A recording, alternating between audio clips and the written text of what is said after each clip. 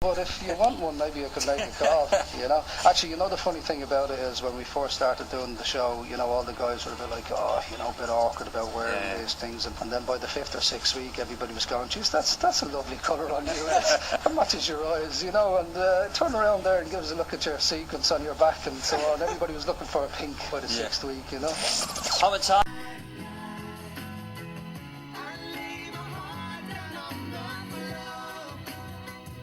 Okay, now Ronan Keating and Shane Lynch are here. That's, by the way, from the album, new album, which is called Brother, as you probably know. So let me ask you guys, Keith is back in Corrie, and Mikey kicked out of the... Sadly, he did on Sunday, Sunday. My song, which I will never hear the end of. Absolute nightmare.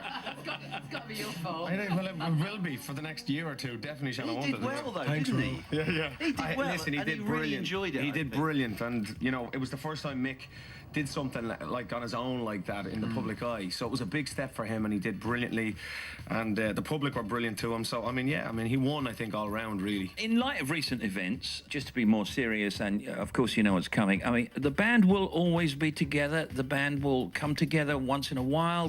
What's the kind of status of the band at the moment, Ronan? I think we're back now. We've decided, you know, in the days and the weeks that passed after Steve passed, we didn't know if there was going to be a future for us, if we could survive as a four-piece.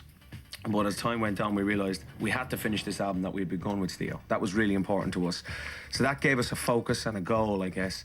And in spending that time together and making this record, we needed to be around each other, and we pined for each other constantly. Yeah.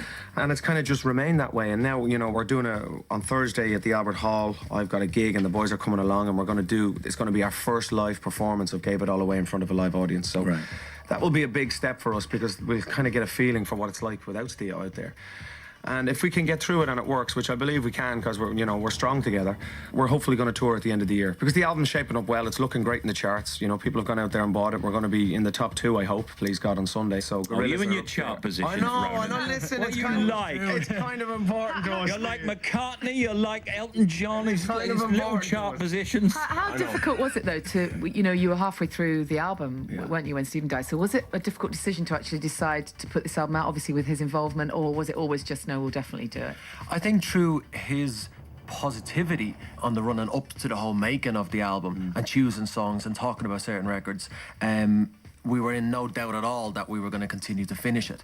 At what time scale, we didn't know how our own heads were going to get around it, but realistically the best thing we did was actually get in the studio, because we, as Rose said, we pined for each other when we were away from each other, so it was a great excuse to stay day and night together and just be in each other's company, and that was making the album. So we, lucky enough, had a couple of songs with Stephen's vocals on it, and obviously that's what we moved forward with as well, but obviously to finish the rest by ourselves, you know. I mean, it's 11 years since we've had an album out. So it's a long time. Yeah. It's a long time. So this album's a big deal for us. The single's a big deal. It's a big step forward. I mean, you've had, through the ups and downs, you've had fantastic careers. I mean, you know, normally what they used to call boy bands wouldn't still be here in any form, would they?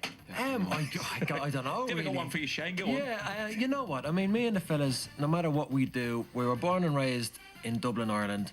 None of us came from money, none of us came from a poor background either. But we're working class lads, and we don't mind to dig deep and get out there and make a buck, no matter what that is. Me and all the fellas, through all of the years, in Boyzone and out, we never stopped grafting, and that's what we do. That's what we like to do. We like a bit of hard work. But when you first got together, Ronan, did you think, well, maybe we can make this work for 3 years, 6 years, 12 years? What? I mean, what did you expect? Well, we were only kids. I was 16 when we started. We just held on tight. We had no real long-term plan as such. It was just, we're here, let's do it day to day. We lived for 6 years in each other's pockets, travelling the world, living the most amazing life. Didn't realise that until it was over. You know, took it for granted in those 6 years, because you do when you're a kid and you're thrown into these things. And it's when we all separated and did our own thing for a while that we wanted to get back to it. Well, what did you think, Shane, when, as Ronan says, when you all separated? Did you think, OK, well, that was good and it'll never happen again? Or did you think, OK, sometime we'll probably get back together? I always hoped sometime. I didn't actually think it was going to happen, mainly because Ronan's career was doing so well. Obviously, you kind of find your feet as an artist I understand it just takes, it runs away from you. You've got 2 years in advance planning, really, from albums and tour and etc. So I just didn't think it'd ever happen. But right enough, when we did decide to get back together, it actually did take about 2 years, didn't it? To wind down each individual's projects and stuff like that, you know? I know it was a terrific documentary on television about you getting back together. The journey. That's right, The journey to get back together was great. Boyzone's new album, Brother, and the single Gave It All Away are both out now. You can see the boys and their tribute to Stephen on ITV1 on Sunday, 21st of March. I don't have a time for that. I think it's 9 o'clock. Okay, brilliant. And then Ronan continues with his solo tour, finishes it off, really. It's London tonight, and then it's London tomorrow. Manchester, Oxford, Nottingham, Sheffield, Bournemouth, Blackpool, and Belfast. What track do you fancy, guys? What should we play as we go from the album? Give us... Right here waiting? Come on. Yeah. Get it on there. It's this coming. is Shannon on lead vocal. I love this tune. It's one of my favourites. It's him on the first verse. Check it out. All right. Ronan Keating and Shane Lynch, everybody. Thank you very much. See you guys. To breathe again, it's alright. Close your eyes.